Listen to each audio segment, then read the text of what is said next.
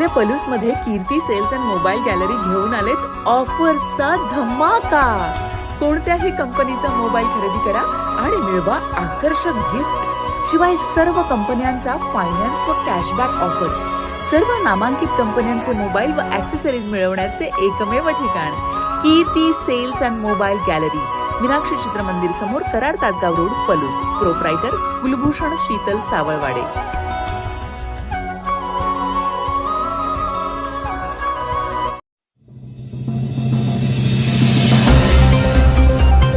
साहित्य निर्मितीमध्ये संवेदनशीलतेसह विवेक महत्त्वाचा.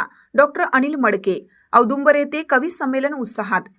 आजच्या संघर्षमय जीवनात विवेकपूर्ण साहित्य निर्मिती महत्त्वाची असल्याचे प्रतिपादन कवी संमेलनाचे अध्यक्ष डॉक्टर अनिल मडके यांनी केलं. सदानंद साहित्य मंडळ औदुंबर तालुका पलूस यांच्या वतीनं आयोजित 83व्या साहित्य संमेलनातील कवी संमेलनात ते बोलत होते. स्वागत व प्रास्ताविक पुरुषोत्तम जोशी यांनी केलं. सूत्रसंचालन प्राध्यापक सुभाष कवडे तर आभार केदार जोशी यांनी मानले.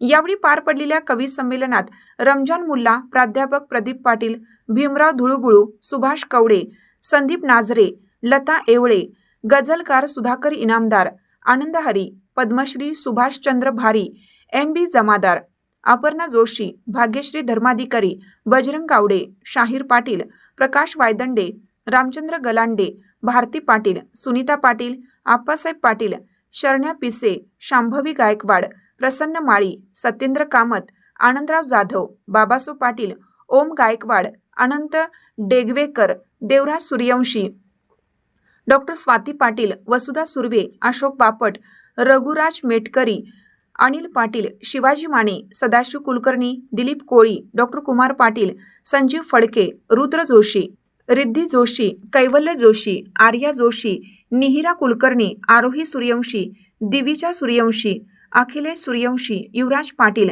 Advocate RB Kokate, Jaywant Patil, Milind Kulkarni, doctor Rajanand तांबडे, शंकरराव पाटील, डॉक्टर आनंद हाबळे, अलका सूर्यवंशी, अनुसया पाटील, सचिन पिसे, जयदीप पाटील, आप्पासाहेब पाटील, शाहीर माळी, आराध्या माळी, श्रुती माळी, प्रभाकर पाटील आदी प्रथित यश व नवोदित कवींनी आपल्या कविता सादर केल्या.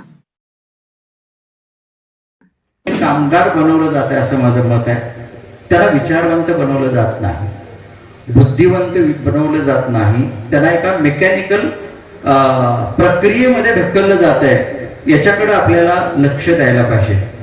साहित्य म्हणजे समाजाचा आरसा असतो, त्यामुळे समाजात जे काही घडतंय ते आपल्या कवितेत उतरणारच.